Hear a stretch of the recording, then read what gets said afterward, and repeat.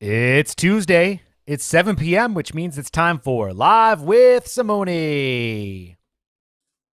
Hello and welcome back. I know we had a few weeks off or a couple weeks off and just a hot mess with trying to get things situated here. But I feel like finally I'm somewhat situated. Have been moved into the condo and getting things organized. But anyways, I wanted to start off and just kind of thank everyone, not just my friends, my family, but also the fans who've been super supportive and just kind of sending tons of messages just about kind of really wishing me well, and I really appreciate that. So again, thank you, thank you, thank you. And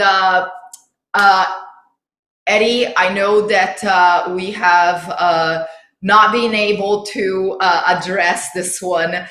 We've been talking about addressing the subject of tonight, which is talking about when to drive versus when to drop. And I believe in pickleball. There is no black and white. That's my certainty there. However, there are things that a lot of the better players look for when making that decision. And I think when you make that decision, stick to that. As soon as you make that decision, stick to it and go for it. So, and I know you have a video as well to add to the subject. So We the got a first couple thing that I'm videos, gonna, yeah. awesome. So before I start, I want to make sure that you guys, I know that there is a little bit of reflection here, but if anybody has any questions, just know that we're gonna cover the subject, and then Eddie will show the video, and then we'll go to questions. So really quickly, so I have my people here. So one thing that I look for when looking to drive. So let's say this is me and my teammate there, and here are my opponents. Okay. The number one thing that I look for on a drive, like when to drive my third, is, let's say my partner or myself, we have a really good serve. It's a deep serve, and now it maybe sends them back a little bit, pushes them back, especially if they're close to the baseline. That's a big one. So let's say it pushes them back, and now they either send a return that is short, or anything that is kind of floating here, and they are a little delayed coming in. So let's say they're there by the time I'm about to make contact with the ball. That might not even be too hard of a drive. I may not be even looking to put a lot of power. That drive is just really looking to get the ball to the feet. And in this scenario, we're really looking to get an easy point. So the hope here is that we drive the ball to the feet, because again, they're not quite at the line. And then we are definitely going to be looking to move forward and attack the very next ball. So this is one example of when I would look to drive. The other one is somewhat similar. And in this case, okay, let's say that and I like this one a lot. Let's say here, a lot of people, they look, when they're on the left side, they look to hit a lot of forehands, and they, when they're coming in, they are really protecting their back end, meaning that they are coming in and they are not really coming in through the middle of the court. They come over a little bit this way. It's a really good opportunity to drive through that hole, through that middle. That is probably also one of my favorites, especially if I'm on this side. It's a forehand through the lowest part of the net. That creates also a lot of chaos between the partners if this person continues to move straight ahead. Okay, so that's another one. So these are all very offensive, looking to gain positioning, go forward, put pressure on the opponent. Now, this other one is a little different. In my opinion, this one is the one that a lot of people have trouble with. Okay, let's say that my opponent has a really good slice return, and that slice comes and it's got a ton of movement. This is my movement with the slice there. So let's say it comes with a ton of movement. Oh, they did not fall like me. And now it's going to be a really difficult ball for me to drop because of the fact that it's moving quite a bit. So what I might do, or my partner might do with that one, is drive, but not with the intent to actually create an unforced error. It's more to create an opportunity to still come in and be in the, like, still in a neutral position. Because if, let's say, that ball has a ton of slice and now you are on your back foot and you back there and you hit a drop that is not very good, you're going to get on the defense right away. So looking to drive the ball and then just kind of come into the court, maybe, you know, get as far as here. So that way the next ball most likely will be a drop shot. So it'll be a combo of a drive with a drop. So that's kind of a very, very different situation. Now, there's a lot of, there's many other occasions that I might look to drive.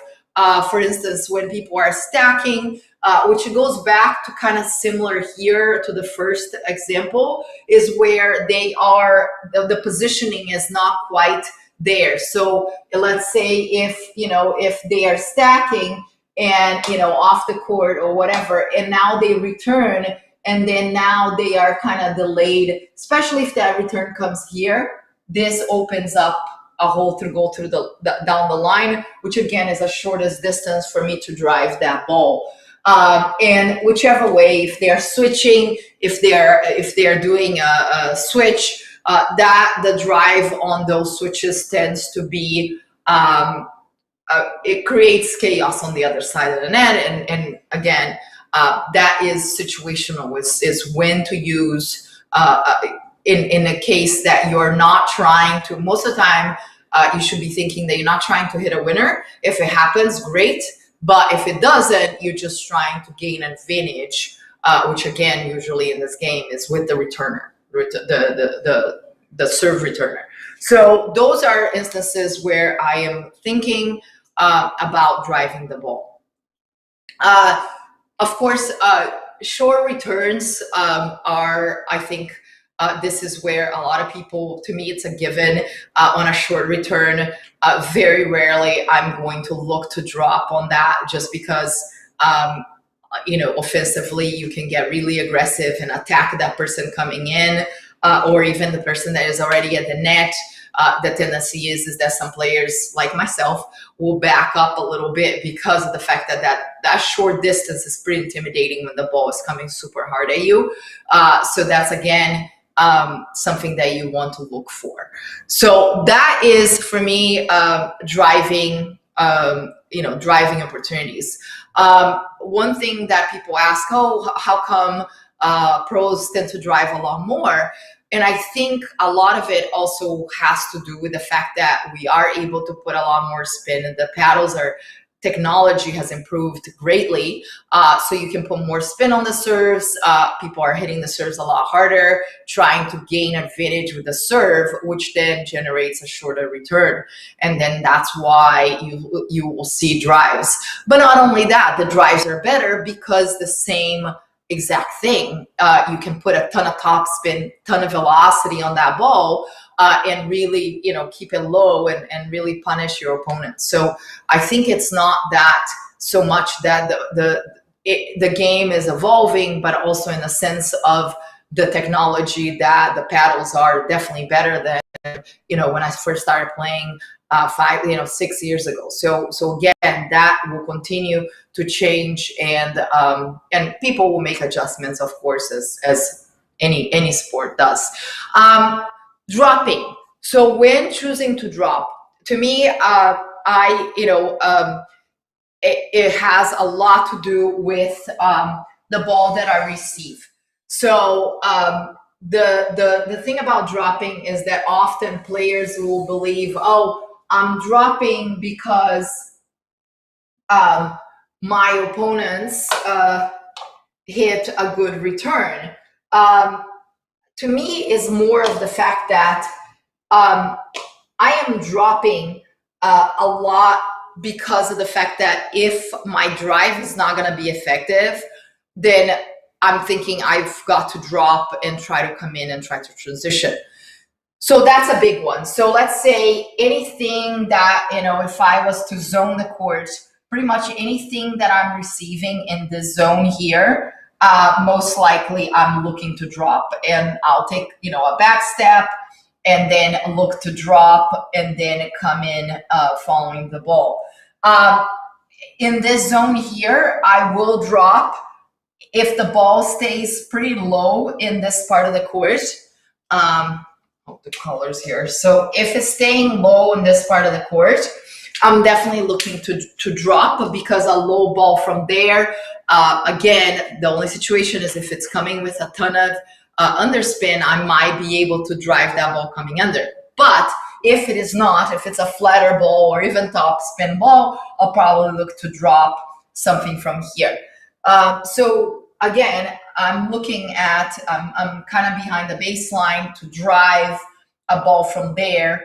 It would be pretty difficult to gain positioning. So my opponents are more likely to either get an easy point, not an easy point, to get an easy side out or a second server if I'm in bad positioning. So again, consider your positioning when considering dropping.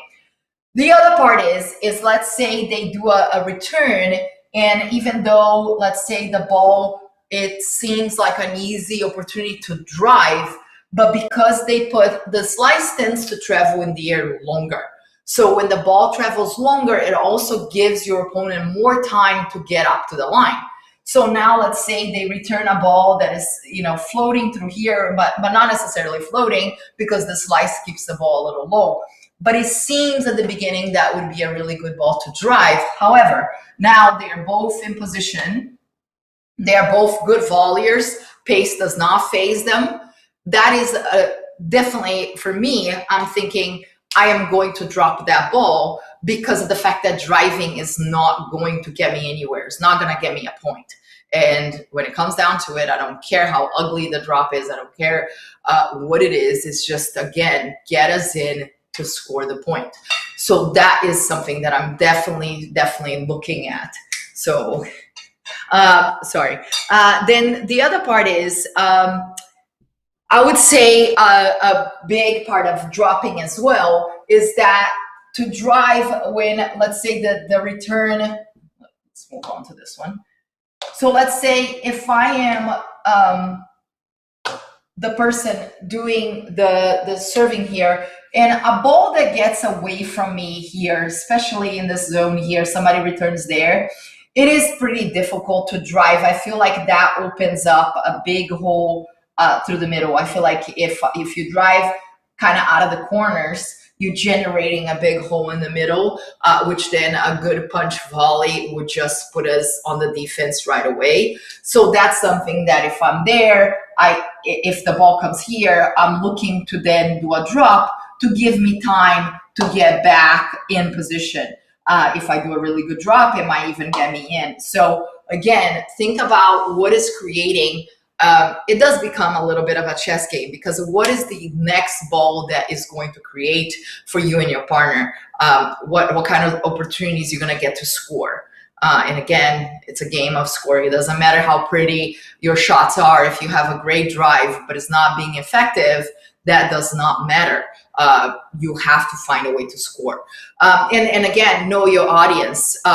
Even if, to me, this is the part, even if the ball is kind of difficult, or an easier ball, whatever it is, but your opponents are really good with speed ups, like they love when you drive balls at them because they just use the pace that you create, and they create more, or they are very good in controlling that ball, you may want to reconsider, this is the time where I would drop, and vice versa. Let's say you drop and that is not working, that maybe driving might be what you want to do. So it's very much opponent oriented as well. So and then when it comes to that, I would say that the same can be said, and that's why it's not black and white. There's so much gray.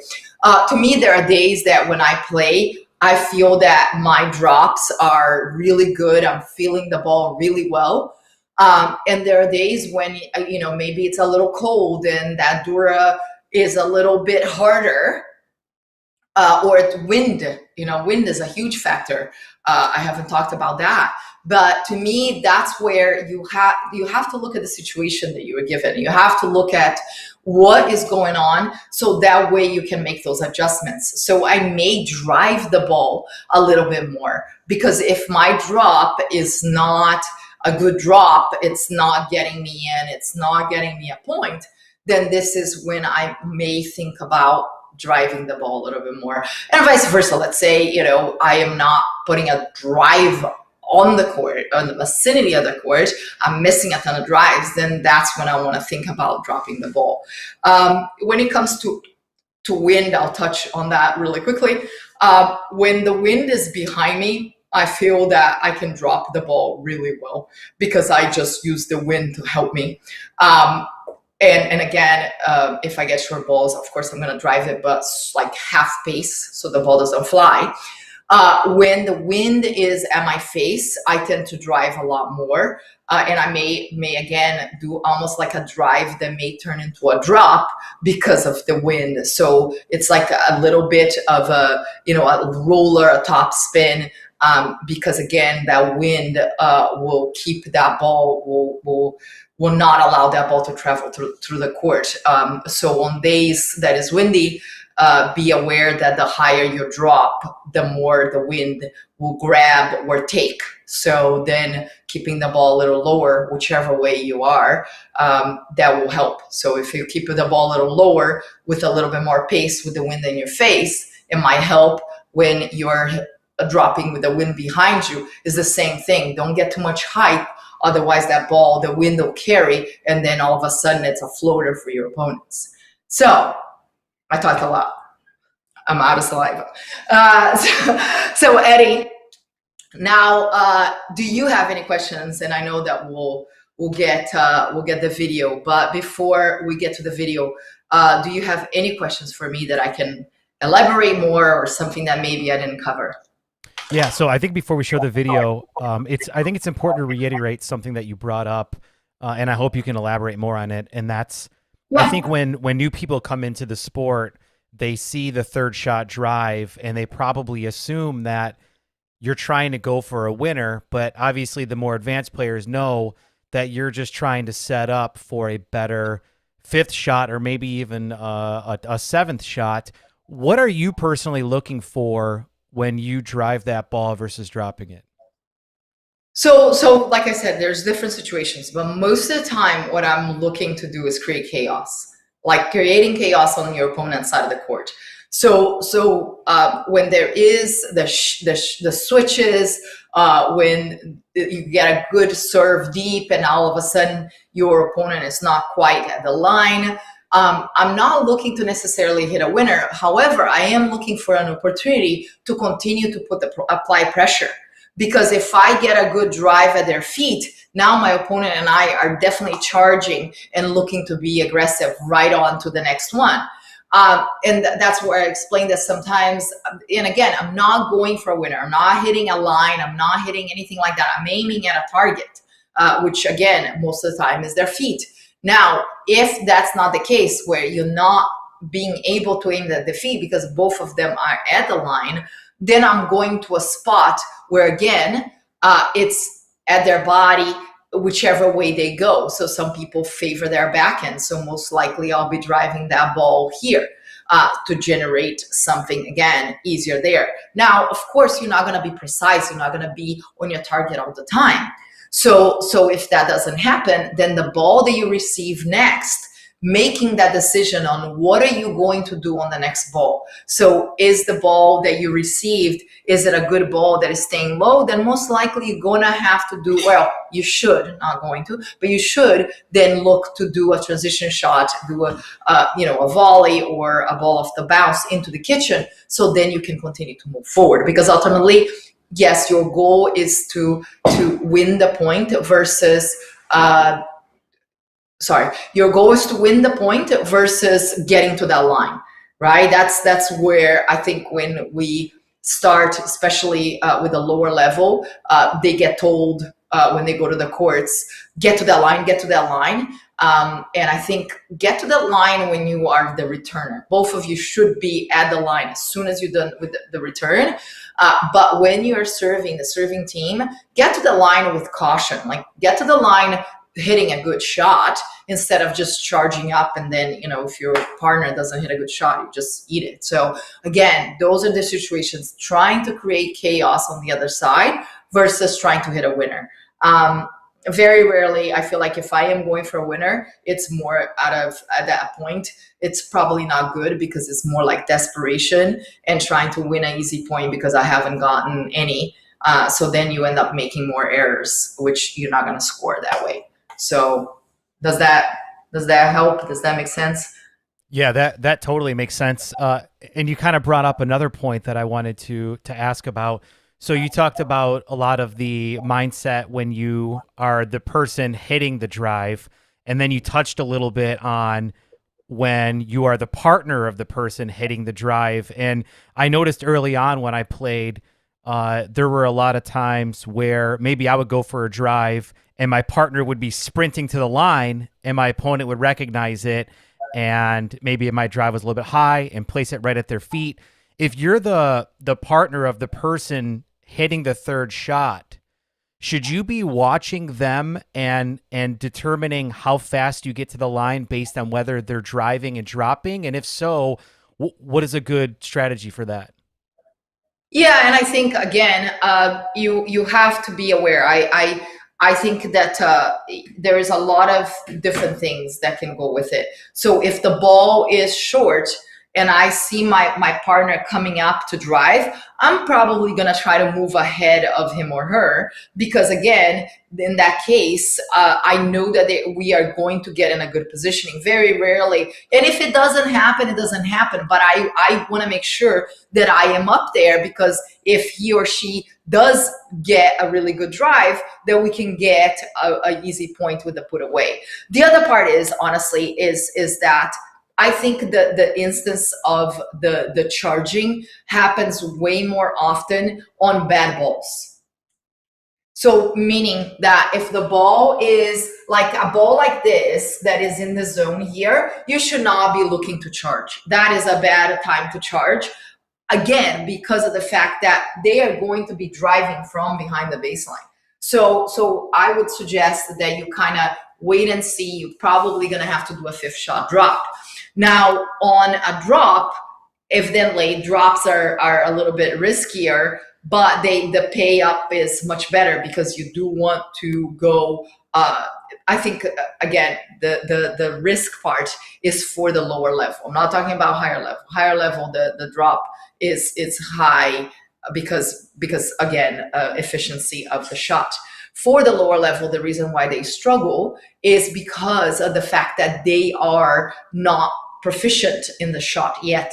So this is the part where definitely hang back, look, and then move, because your partner, depending on the level, again, the lower the probability of them hitting a drop shot. However, on the other side of the net, also it should be about the same level. So kind of it goes hand in hand there. So to me, at the beginning, learn to kind of watch your partner, kind of learn that which ball is good enough to move, and just the more you can anticipate, the better. But that only comes with actually having a full view of the court and realizing understanding what's going on around, which at the beginning it's kind of hard because people just hit and run and Right. have no idea what's going on. No, that's great. I think that's really good advice. There's one more question. I've spent enough time with you to know that one of the things you say when you're up at the line is you want to attack straight ahead, right? You don't want to attack to the person that's directly across from your partner because you're setting Again, them up, right? situational, right? Sure, sure. So you gotta be. It's very situational because you are going to go cross court when that person is here. When both of them, if the ball is shorter and both of them are up at the net, most of the time I'm gonna go to the person right in front of me because it's again the person closest. My ball is gonna be faster. It's gonna be them quicker. That's why I would go there. Now, the other part is on a slice, going down up cross, that is very difficult because now that does not help, it will not help you. That will not set up. Sorry, give me 1 second. Stop, please. Sorry, my kid, it's like she thinks that this is the circus time. Anyways, the part that gets really complicated is when they are going from down up. Going diagonally. That ball is going to go up, which then sets up for a ball coming right at their, so it will come back to the person right in front. So the partner is going to be receiving a really hard volley. So just be aware. Okay. So if the person that's across or crisscross from you is still working their way up and your intention of the drive is to hit it at their feet, then that would be a situation where it would make a lot of sense to hit to that person.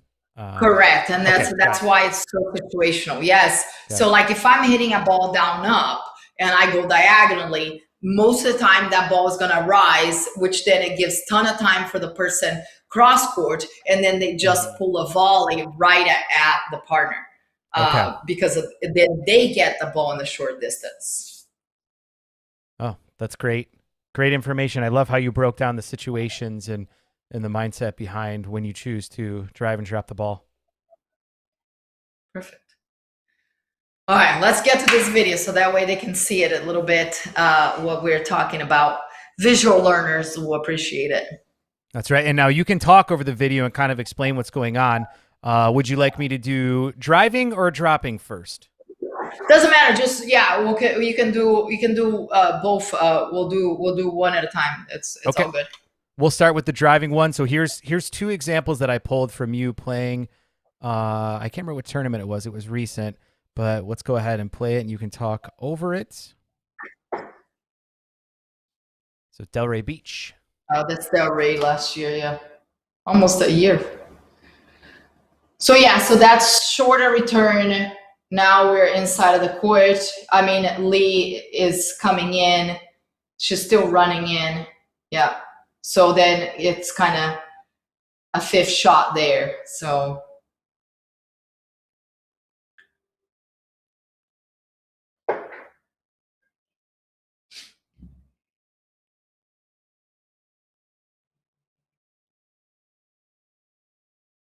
And that ball there seemed to stay really low and had quite a bit of slice on it as well. Yeah, it did, and that's why I chose. I felt like if I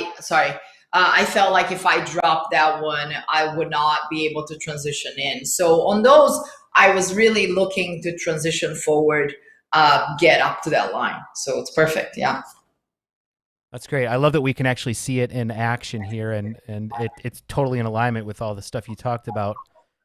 Let's go now to a couple shots with you dropping the ball in your third.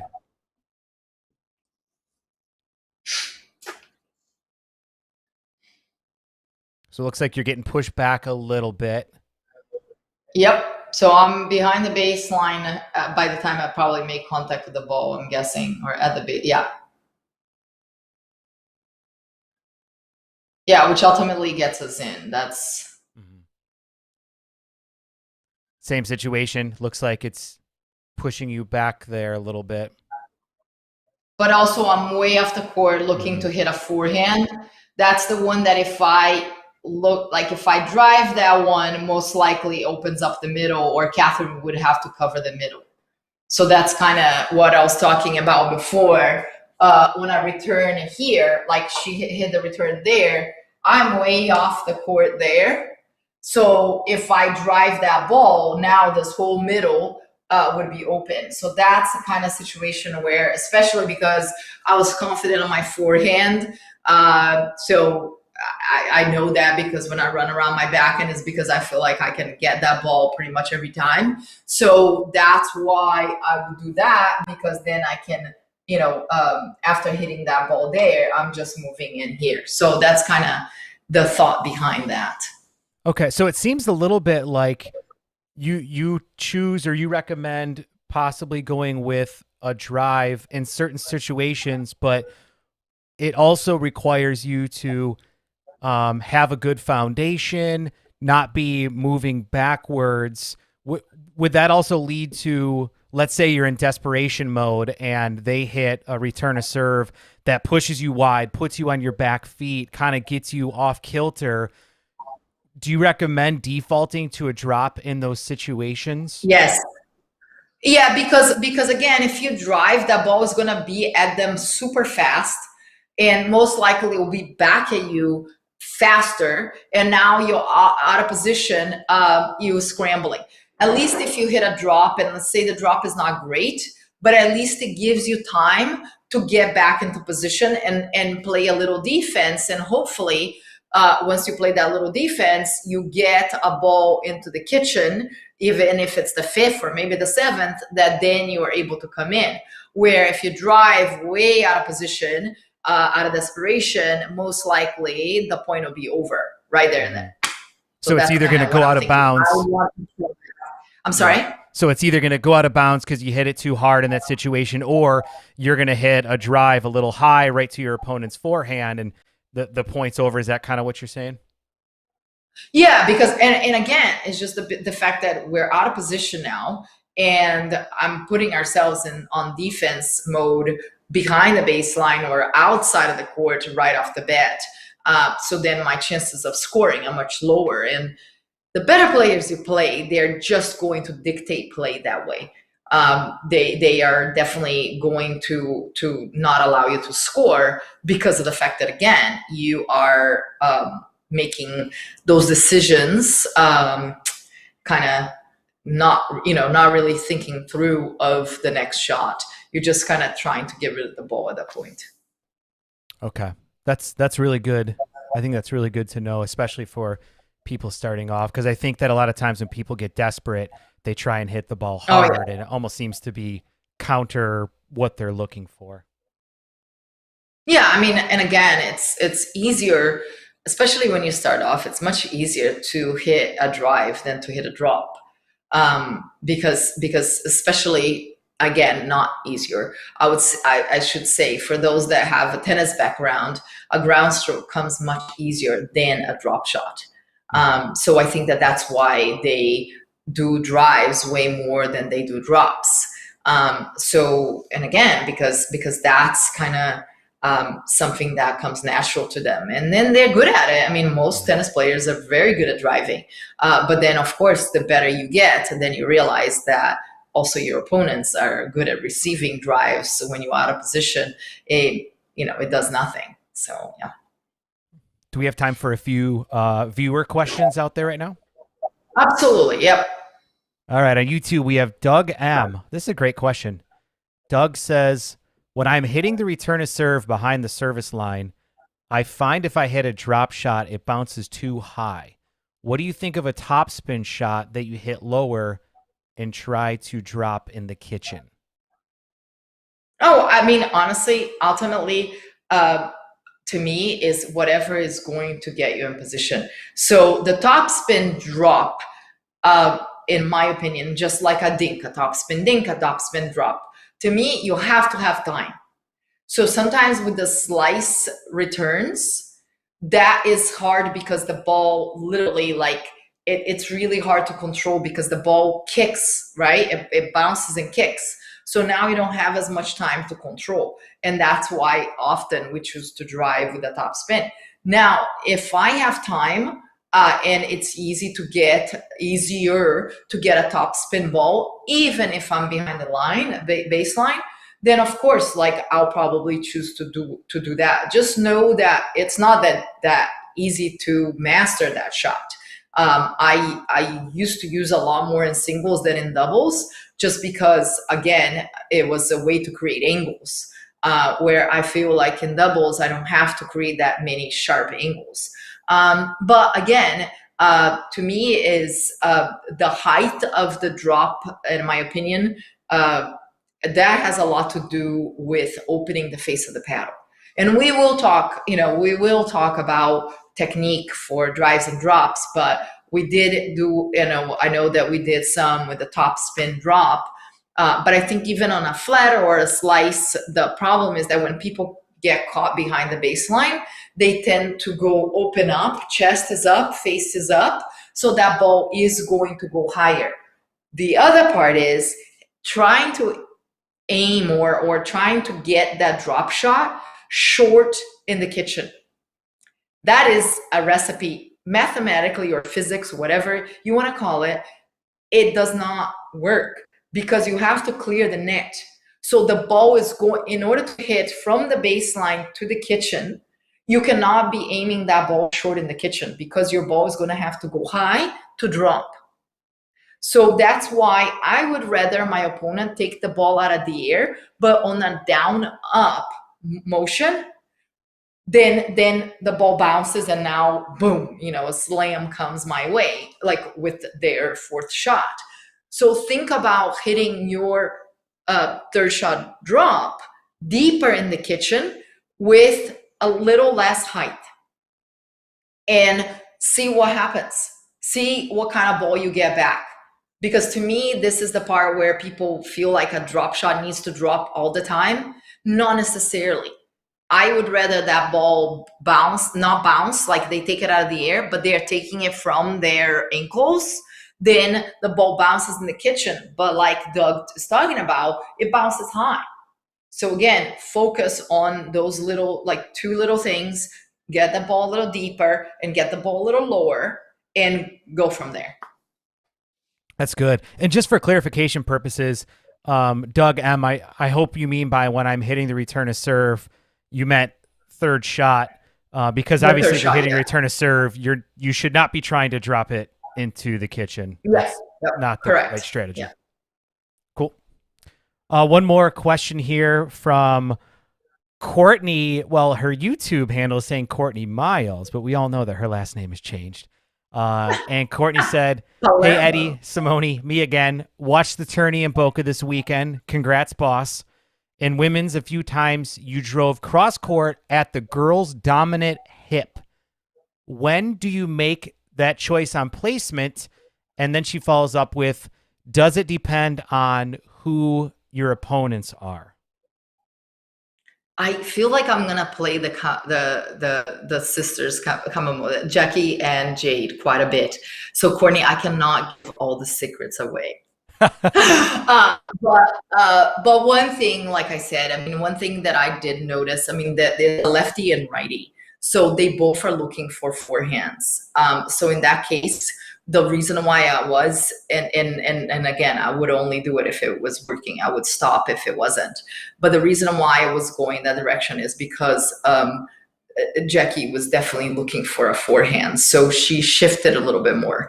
I'm sure she will adjust the next time I play her. So that's the difference. But that's because I tend to hit my drop cross court right to her backhand, so she would shift over, so that way that like she didn't have to do that, and so it would open up the middle a little bit. And Jade, her job at that point is to cover a line, because if she a shot that she hits really well is a drive down the line, if the person cheats middle, it opens up that hole as well. Another great answer. Yeah. Oh, Courtney. And thank you guys so much for the questions. Those were good. Simone, I got to tell you, I think the content that you've had up to this point has been the best out of any of the live streams we've done so far, and it's been very engaging and awesome. So really quickly, this is why Alexis has been driving me crazy. This kid, I think she's nervous. That's what it is. This is her debut. But before Alexis has her debut, all I heard back last year, I went to Arizona and filmed some commercials, and I did one commercial in particular that again, I mean, Patrick, they are phenomenal. I mean, Ashley is an amazing singer, but the two of them together in their team, they have such great imagination. So they came up, like, we kind of, figured nobody better than me to embarrass myself. The kids are usually used to it. Alexis, in particular, when she saw, she's like, oh my gosh, mom, really? But anyhow, so we're gonna show the commercial real quick, and there's a reason behind it. No, I can't do it now. Yeah. No, All right, let's see it. Look, man, Simone's at the office today. This is really important to her. Can you work your magic? Yeah, all right. Let's see what she's got. I mean, I love pickleball, but my true passion is singing. Yeah, I wanna think with somebody. I wanna move my feet with somebody. Yeah, I wanna think with somebody. Pickleball with some of my buddies. How was that? You're natural. Come back tomorrow. I'll have everything ready. Yes, come on.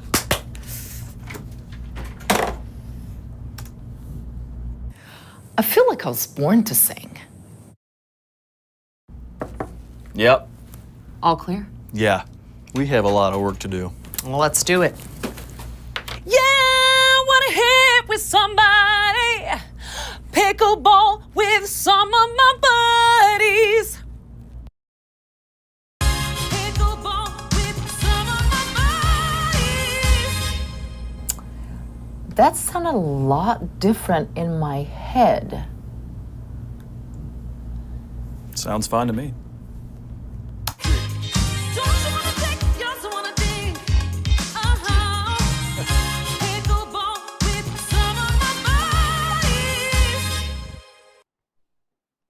So good. And just to be clear, that does not sound, it's Ashley. I want to make sure people do know that. But I do know how bad I sound, but I don't care. That's the part about me, is that I could care less. Often I'll sing in the car very loudly, don't I? Yeah. And usually they are very embarrassed. This is Alexis, by the way. I don't know how. I really don't, because I can't sing. Chad can't sing. I do have one uncle. Shout out to Tio Geronimo, who is a professional singer. He had many hits in Brazil, and I believe that probably is the only person in our family that can sing together with 100 relatives. So Alexis somehow, and she is, I think she's about to maybe I won't mention it. Yeah, she's nervous.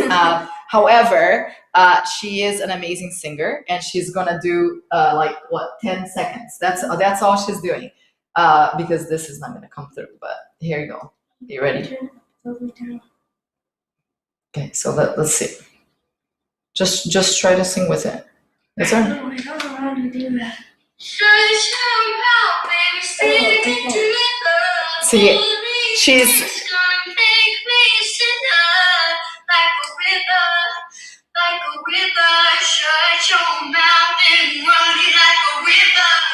Landon jumped in on that. so that is my kid. She, at some point, I'll get her to sing. And on one of the lives, she's got a little bit of stage fright. However, you'll be fine. But yeah, she's quite a singer. Maybe next time I should put her and Ashley together to do the duet, or to actually sing, because I cannot sing. But anyways, and again, I want to say thank you so much to Patrick and Ashley throughout all of this, injury and struggling to deal with injury.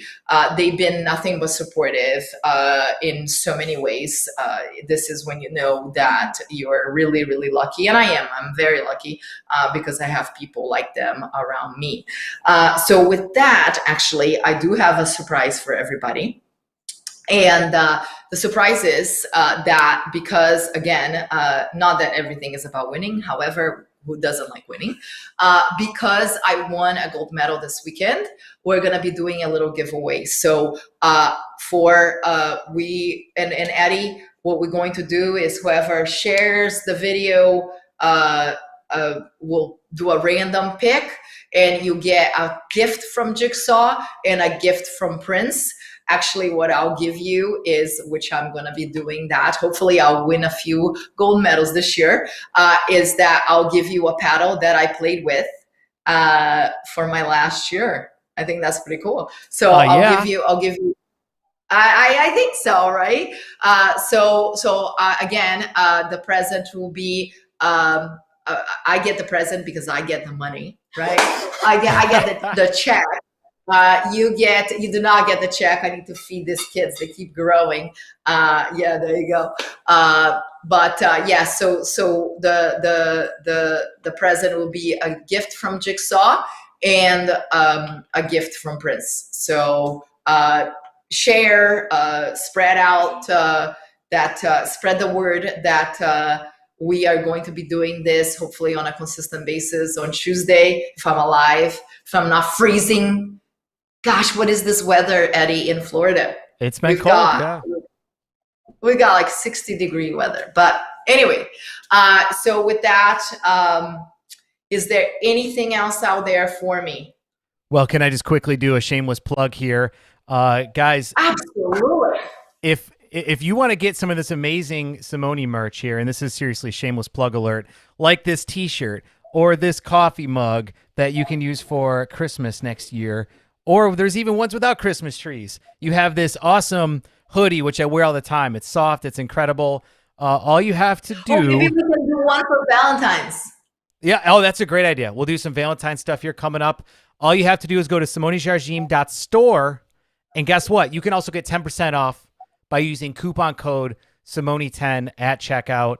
And again, our goal is to keep this content free. And this is, this is a way to be able to keep it coming, is to help support us, get a gift for a loved one or yourself. I've been stocking up on this stuff for myself. I wear it all the time. Go to simonejardim.store, use coupon code Simone10 for 10% off, and we really appreciate it. And Eddie, remember that we were having, during the holidays, we were having this conversation where somebody had gone and purchased a bunch of stuff on the store. Mm-hmm. They actually had a lesson with me, a group of them. And so they all, the cutest thing ever. I have the best friends, honestly. So they all show up for the lesson, and they're, a bunch of couples, and they all have matching Simone shirts. I mean, I almost died. That's died. So cool. They were so cute. They were the best. I mean, honestly, like I said, I have great support and could not be more thankful. I'll say that. That's awesome. Well, I'm excited for what we're going to have next week as well. Do you know what it's going to be, or are you going to make it a big surprise to everybody?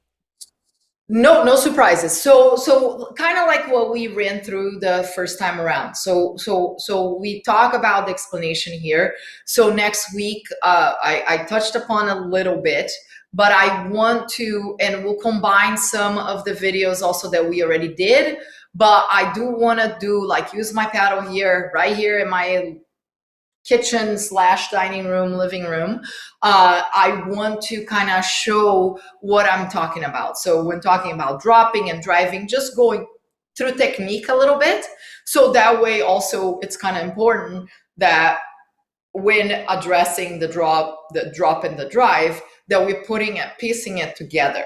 And then maybe we'll even do some stuff on the court. I'll get I'll get somebody, like if you can't come this way, maybe I'll even do a little bit on my phone, kind of just talking a little bit about the technique itself on a very, more 30-second video.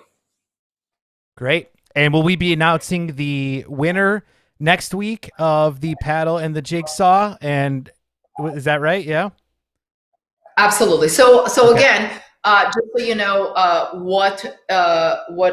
just spread the word. So share about what we're doing, the video, and then we will. I think it's pretty easy to kind of do I mean, again, this is the not tech person here, so we'll just pick somebody random, and then we'll get that information and send the 2 presents to the lucky winner.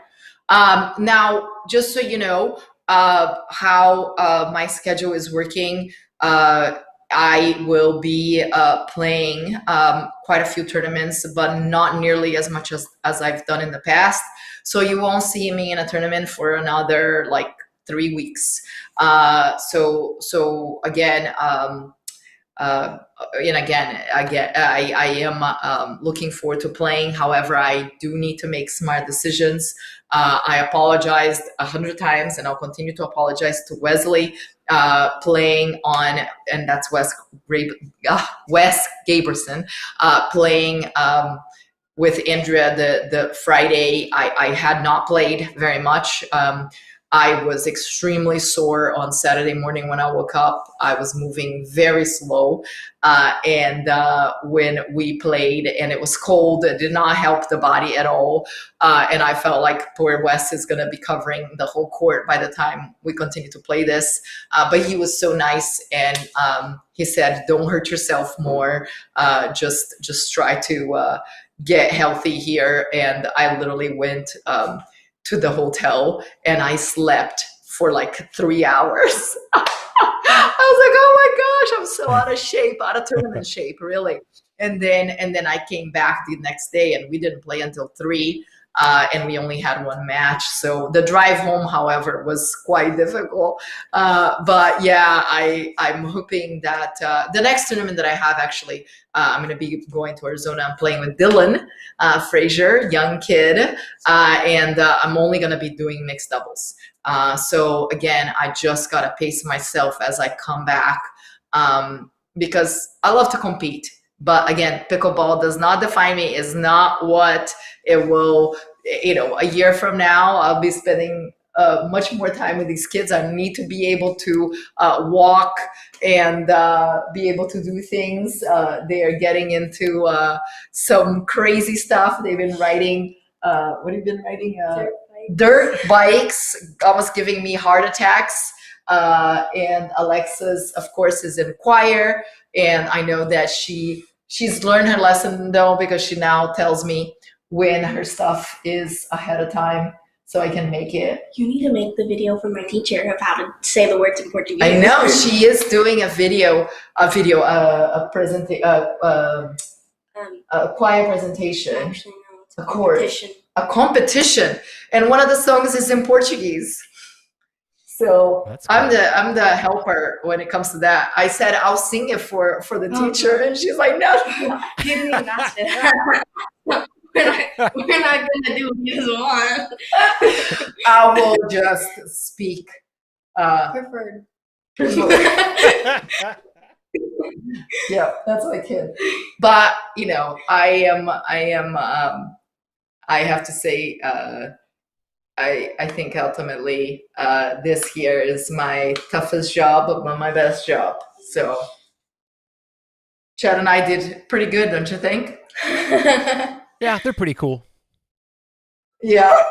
I do have to say this. In the past few months being home and all that, Adam and Corinne spent some time with us, and he's like, wow, kids have grown up quite a bit. And in the sense, it was a good thing, because in the sense that they were much more like well behaved. And I think ultimately that is being around more. Chad and I have spent the weekends doing some fun stuff with them, and I think it has helped. So again, trying to be a better parent here. Trying. Keyword, trying. See what I have to put up with? Yeah, I wonder where she gets that sass from, huh? Yeah. Yeah. Yeah. She is my kid after all. Anyways, but yeah, this is definitely it's been I think trying time, but in a way it's been great. And I am very, very certain that I'll come out better and stronger. And look at that. Yeah. But anyways, so we'll see. We'll see what happens here. Well, great. Well, real quick, one more update. Sorry, Doug M said the promo code for the apparel said promo code expired. I'm very sorry, Doug. Give me 10 minutes. I'll make sure it's reactivated for you guys. I promise we'll get that. We'll get that. Oh, Doug, thank you. Yeah, there you go. That's a way we find out if people are right. That's right. Yes, and Doug, thank you guys so much for maybe- tuning in. maybe- Yeah. Yeah, maybe Doug needs to send. Maybe he needs to send us a photo with him with the gear. That might put him in a bias running for a gift. You know what? I'll Yeah, just I think add something. I think that should give 2 entries if people send over photos of them wearing the gear, and we could feature Why them not? on the live stream. Why not? Let's do it. Just every time, just put like a little photo in the corner. Yeah, Alexa said every time we'll put somebody's photo in the corner. With consent, of course. With consent. Look at that. She's gonna be maybe an attorney. Who knows? Yeah. I like it. Oh, my kid.